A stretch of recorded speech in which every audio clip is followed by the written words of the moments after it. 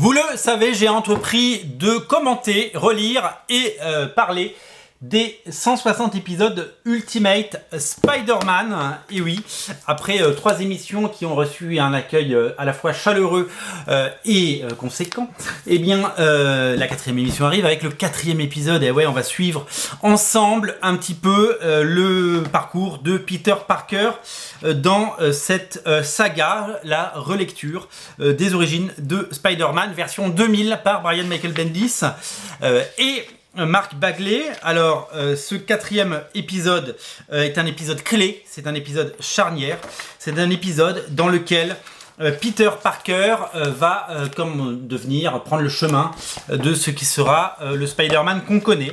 D'un côté, il y a eu un incident chez Oscorp et une sorte de bête va apparaître, et on le verra plus tard, puisqu'il faut en garder un peu pour plus tard.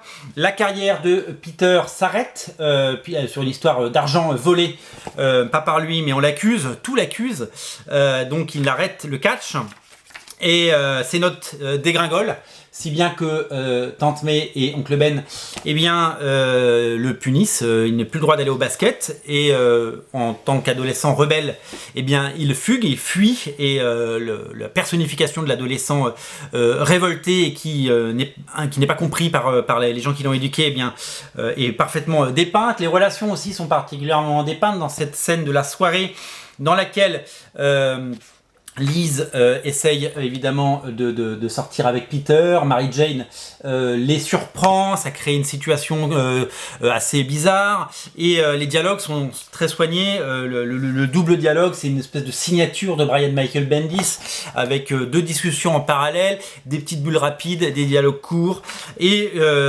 jusqu'au moment évidemment où Oncle Ben vient chercher à la soirée Peter et lui dit qu'un grand pouvoir implique de grandes responsabilités et que nous sommes sur Terre pour essayer d'aider les autres et d'accomplir quelque chose. Peter à ce moment-là est trop jeune pour comprendre ce que lui dit son oncle et s'enfuit à nouveau.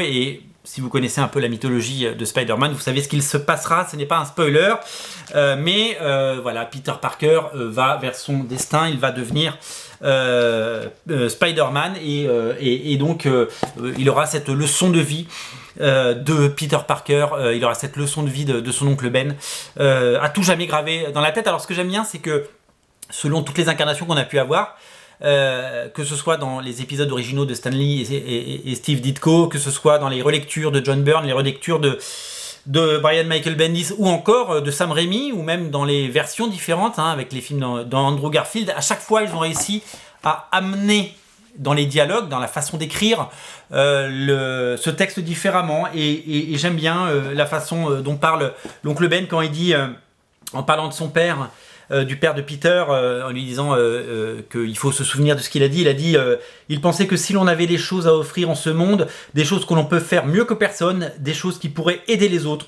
ou leur permettre d'être mieux dans leur peau, ce n'était pas juste une bonne idée de faire les choses, c'était une responsabilité. Selon lui, n'essaie pas d'être quelqu'un d'autres, ne te sous-estime pas non plus, les choses grandioses t'arrivent dans la vie, des choses grandioses t'arrivent dans la vie. Il dit ça alors qu'il ne sait pas que son neveu est Spider-Man, bien sûr, et elles impliqueront de grandes responsabilités, tu comprends?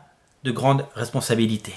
Voilà, c'est une autre façon de raconter cette histoire de grand pouvoir égale grande responsabilité, et je trouve que c'est bien amené, puis ça m'a l'air plutôt bien traduit. Je ne vais pas aller revoir la version originale, mais ça m'a l'air plutôt pas mal. Voilà, donc un épisode clé dans lequel qui se termine sur un cliffhanger qui va changer la vie de Peter, puisque au moment de rentrer chez lui, quand il s'est calmé, il décide de rentrer chez lui, il se rend compte qu'il y a la police et des ambulances devant la maison de Tante May, et qu'il risque de s'être passé quelque chose de grave que nous verrons certainement dans l'épisode 5. Qu'est-ce qui va se passer dans l'épisode 5? C'est un grand mystère.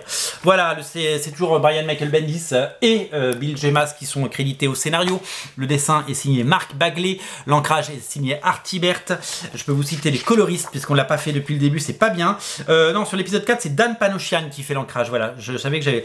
Et Steve Buccellato qui a fait les couleurs des 2 premiers, remplacé ici par Jung Ji-si Choi qui fait les épisodes 4 à 7, en sachant que l'épisode 3 a été fait par Marie Javins et l'épisode 3 également par Color Graphics, voilà.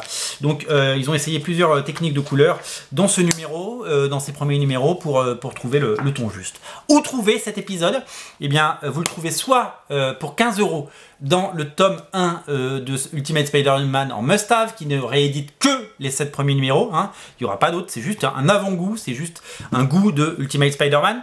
Moi, je l'ai fait lire à mon fils, justement, parce que ça permet de découvrir Ultimate Spider-Man, et évidemment dans l'omnibus qui est disponible, Ultimate Spider-Man tome 1, disponible sur originalcomics.fr, bien entendu. C'est tout simplement l'omnibus qui reprend les 40 premiers numéros. C'est le tome 1 qui est à nouveau disponible puisqu'il a été en rupture, vous le savez, cet été. Et que c'est un succès phénoménal. Le tome 2 arrive le 29 novembre et vous serez au rendez-vous certainement pour le lire. Voilà, la série est toujours aussi poignante, la série est toujours aussi forte. Elle se termine encore une fois sur une case qui nous donne envie de tourner la page. On a très envie de savoir ce qui se passe ensuite. On a très envie de comprendre, voilà, on apprécie de plus en plus ce personnage de Peter, même si son comportement peut être agaçant par moments, mais c'est le comportement d'un adolescent.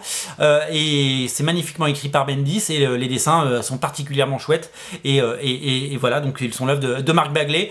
Encore un épisode magistral qui forge la légende et qui nous guide vers la fin de ce premier chapitre, hein, puisqu'il y a l'épisode après 5, 6 et 7 qui vont conclure ce qu'on appelle le premier arc narratif, la première arche narrative de Ultimate Spider-Man, épisode 4, lu, recommandé, approuvé, apprécié à sa juste valeur, disponible sur originalcomics.fr. Je vous mets tous les liens dans le descriptif de la vidéo, que ce soit la version must-have ou la version omnibus. Salut!